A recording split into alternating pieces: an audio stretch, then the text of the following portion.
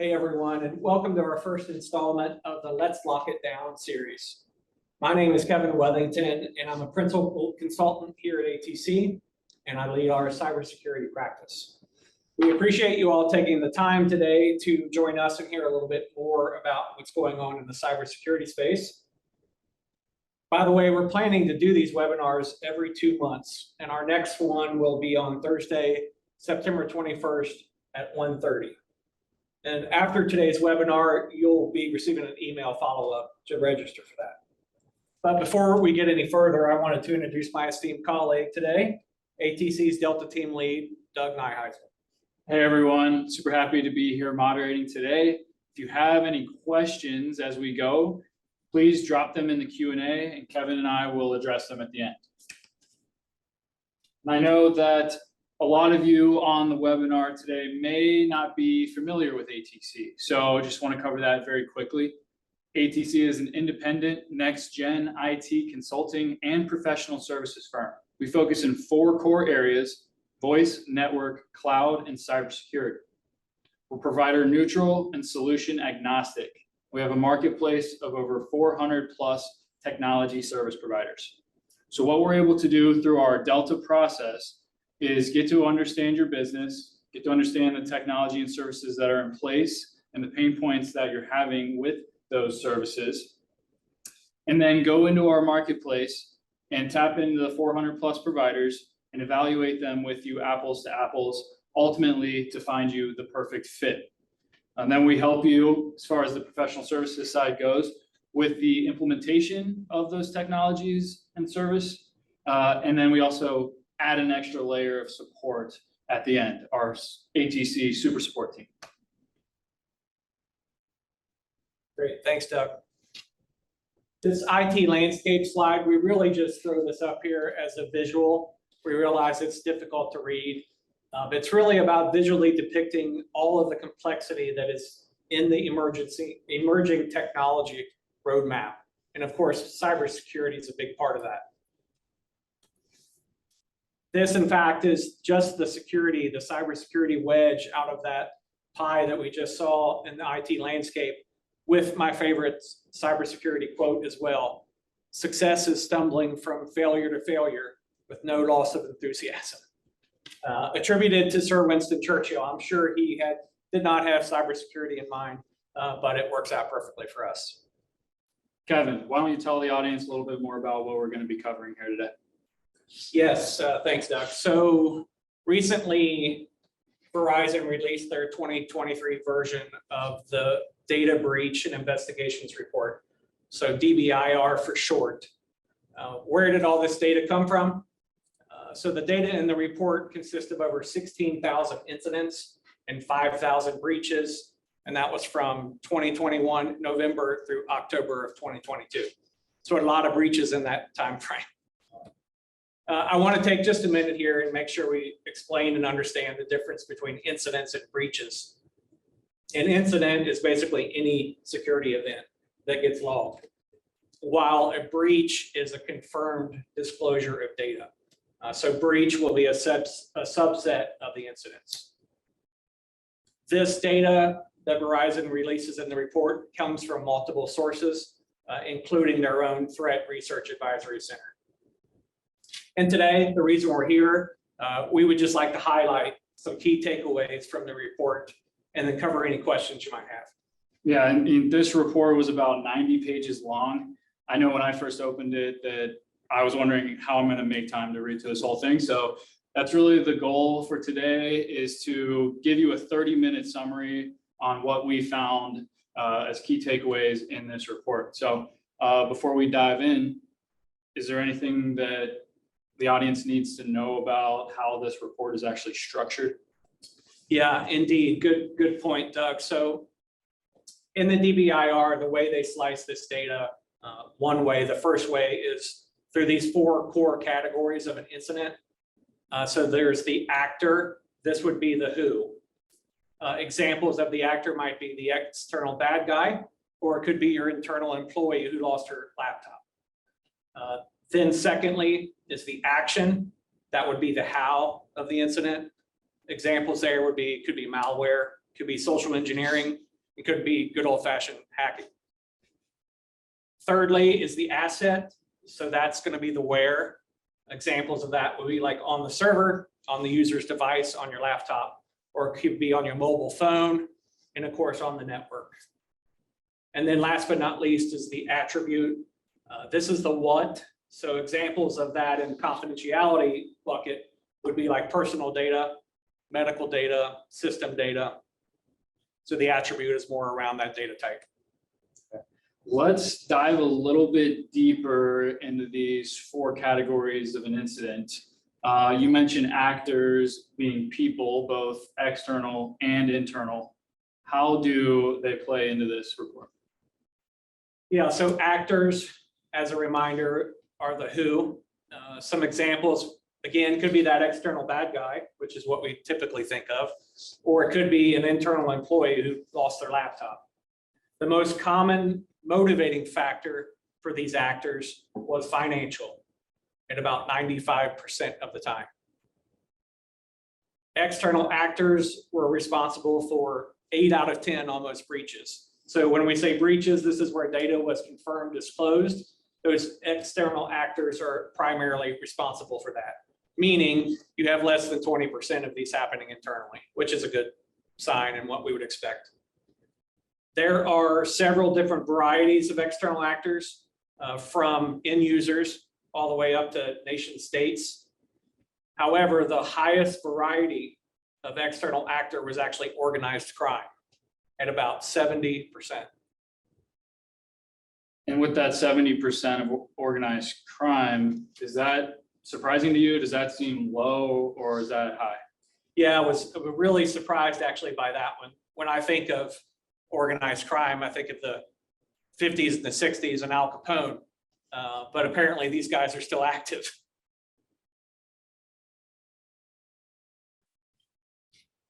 Moving on next, we'll talk about the actions. So we talked about actors. Next is actions in terms of the categories of the data. Some examples here could be like malware, social engineering, hacking. The most common action in the breach data, again, that's the subset, was the use of stolen credentials, which brings me to our first tip of the webinar, which is it's always crucial and important to protect those passwords. Here internally at ATC, and also a growing list of our clients have had a lot of success with a password manager called Keeper. Obviously, the others out there for consideration.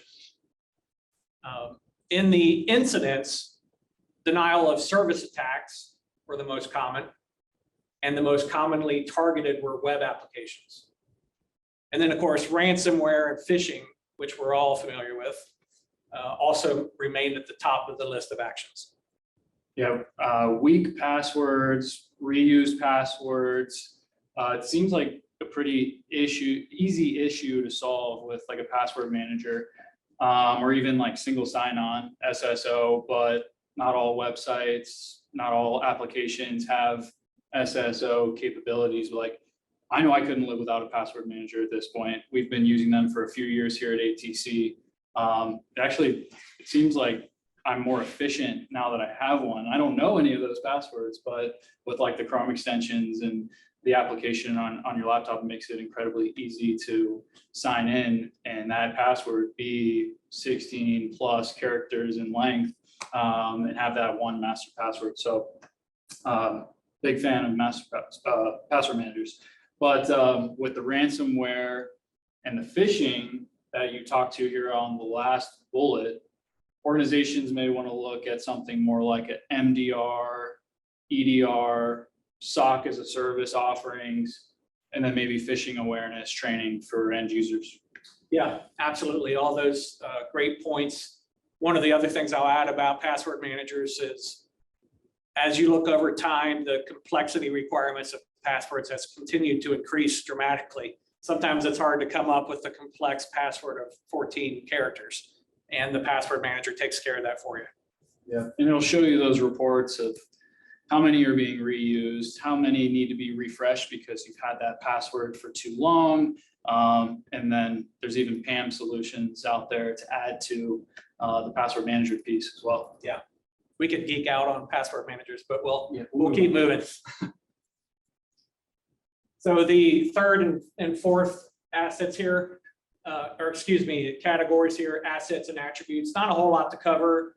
The more important ones were actor and actions, but example assets would be like on the server, on a user's device, could be on a kiosk, could even be on a shared shop floor computer. The most targeted of your assets are going to be your servers. And the data and the DVIR points that out as well and reiterates that. On the attribute side, again, some examples could be like personal data, system data, medical data, and the top attribute in the data here, the confidentiality bucket was your personal data. So that personally identifiable information, critical sensitive data that we all have to know that we protect.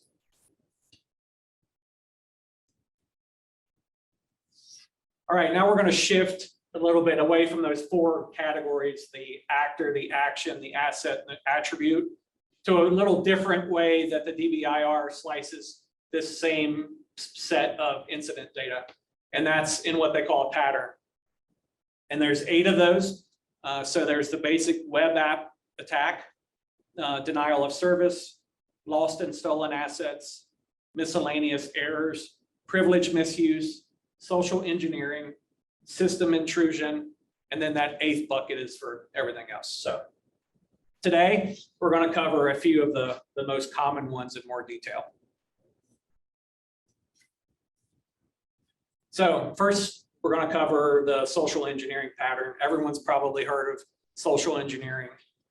What's tricky about this, or what's interesting about social engineering, is it leverages our innate helpful nature to manipulate and victimize us. Email makes up 98% of the vector for these incidents. Very, very high on the email side. Pretexting, which is commonly used in business email compromise, which is also on the increase, by the way, almost doubled from last year. And the median amount stolen increased in those compromises is over 50,000 per incident. On a good note, law enforcement collaborated with banks, or starting to collaborate with different banks, so that in this data set, at least more than 50% of the victims of those email compromises were able to recover at least most of their money. That's good. So email makes up for 98% of incidents, and all users use email. And before we were talking about weak passwords and stolen credentials being the most common action. So everything kind of seems to be falling back to the end user. Correct. And no big surprise, right? We always hear about the human element being the most important piece of securing our assets. All right, secondly, in these patterns, system intrusion. So this is the one that most of us think about when we think of cyber attacks. These are attacks perpetrated by more dedicated criminals who utilize their expertise in hacking. They're commonly leveraging ransomware as their means to get a payday. We've all heard of malware. It's largely distributed through email also, and often comes in the form of a Microsoft Office document. Obviously a very ubiquitous application, and one that the bad actors like to attach to. Email, as we mentioned, is the most common vector for ransomware, but number 2 is desktop sharing software. So think about GoToMeeting or Microsoft's remote desktop.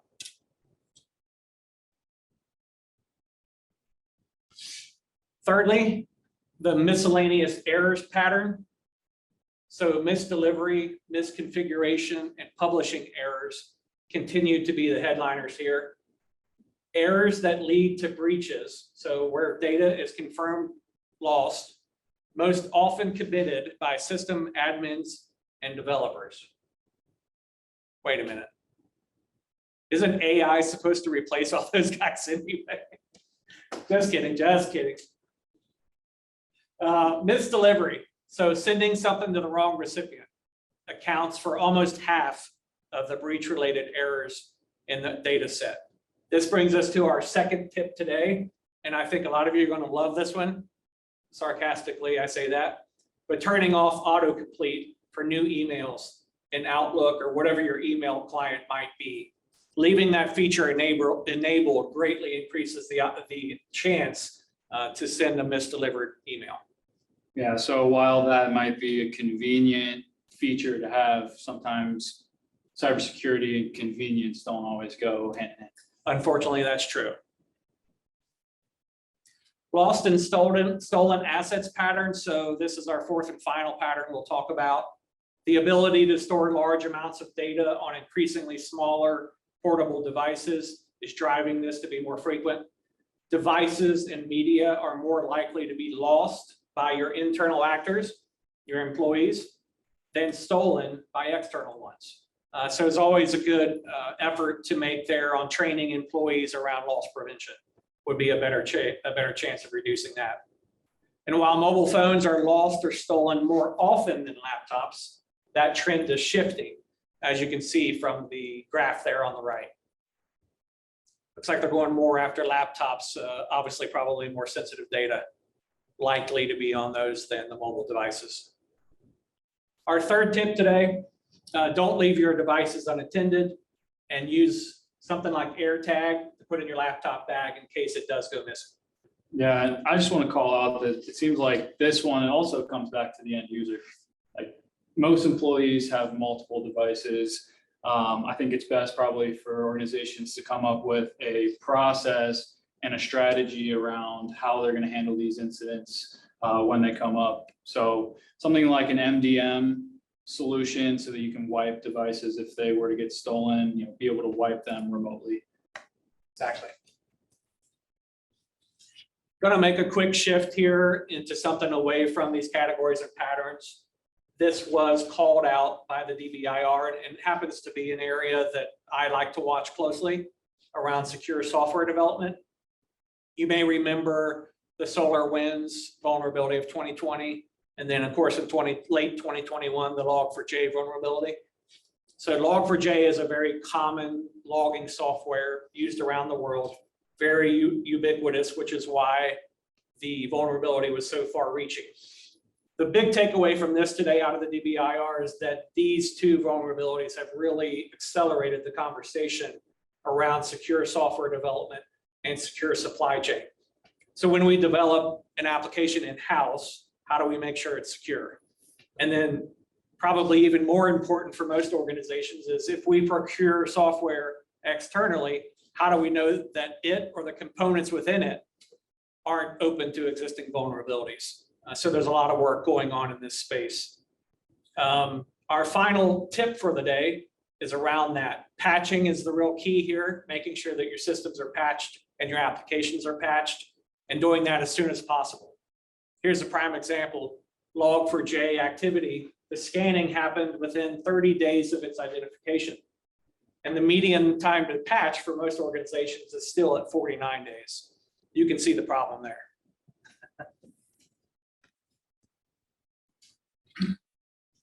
All right, the final slice of data is around industries and regions. So we talked about those 4A categories.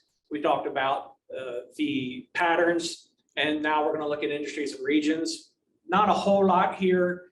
There is a lot of data in the DBIR around regions and industries. However, there's a big caveat that they provide in the report, and that these numbers are heavily influenced by several factors, including reporting laws and partner visibility. For example, there may be a given industry that has regulation in place where they can't provide this type of incident data to an organization or a report like DBIR. I did want to call out one section though around small and medium businesses. In short, they are converging. As you think about that, they're using similar services, similar tools, similar infrastructure, so their attack surfaces are becoming more and more similar. I thought that was an interesting take from the data that they had in the DBIR this year. Absolutely. Okay, so I think that about wraps up for the slides. So now we're going to take it to the Q&A and see what questions we have, and we do have some in here. So to start us off, why is the Verizon DBIR significant compared to other reports? Great question. I wouldn't necessarily say it's significant, although they did just have their 20-year anniversary. So they've been doing this for a while. They have in their entire database of incidents upwards of 30,000 incidents. It's a pretty good data set. I do think it's good to keep in mind that there are others out there. AT&T does one that we are considering for a future webinar. There are many out there. I like the Verizon one because of the length of time it's been around and the good data that they get. Okay, we do have time for a couple more. So we have one, are state actors considered organized crime?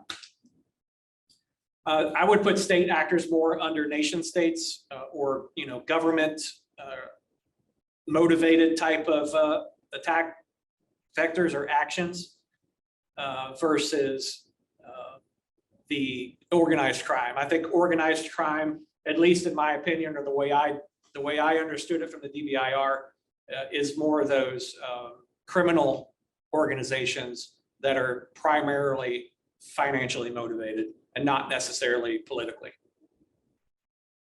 All right, and is Office 365 secure enough for my email? Wow, great question.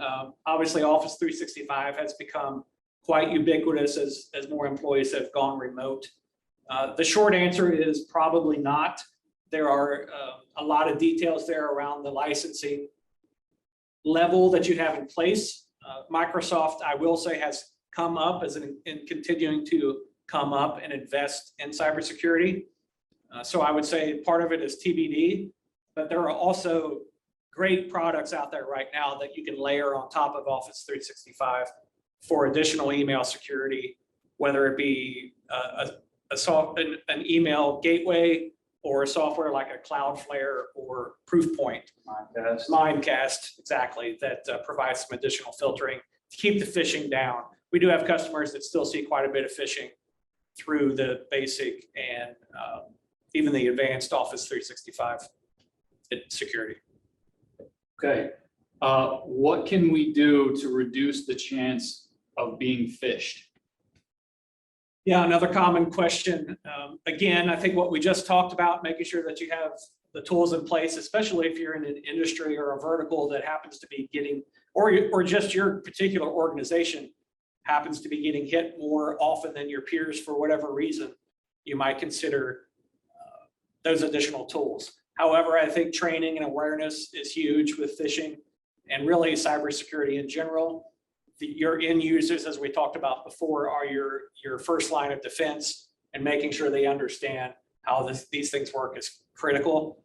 So I think some awareness and training, probably some tools, and then thirdly would just be some processes you can put in place to reduce phishing and those type of threats. Okay, I think I can take this next one. So with password managers, can you share them within the organization? Can you share passwords within the organization and still have others that are private or personal? So within a lot of the different password management solutions, you can have your own personal section. Those are just for you, your passwords that no one else in the organization can see. You can actually create groups. So your support team can have their shared passwords. Your sales team can have their shared passwords. And you can actually share your password with another individual, like to where they can use it, but they actually can't even see it. So it's like you're giving them the key and the password to use, but they can't actually do like show password and actually view what that password is. Right. So yes, there's tons of ways to kind of split that up and share passwords internally and even with external parties. And then we had another one. You mentioned the importance of password managers, and yet they are getting hacked as well. What is the better solution? Wow, but that's a challenging one. I have not heard, most of the newer sort of next gen password managers are using an algorithm encryption, kind of like probably, hopefully 256, AES 256, which is government grade encryption right now. If we have heard of that being hacked, I would like to hear about that. So we have one with LastPass. I'll say their name. Yeah. But a lot of organizations are looking at other options. Obviously, when a company gets breached, obviously reputation goes down. clearly there's issues that they need to figure out, but Kevin mentioned it earlier in the webinar that we've had a lot of success with one called Keeper Security, and we can help you evaluate that as an option for your organization if you want to go down that path.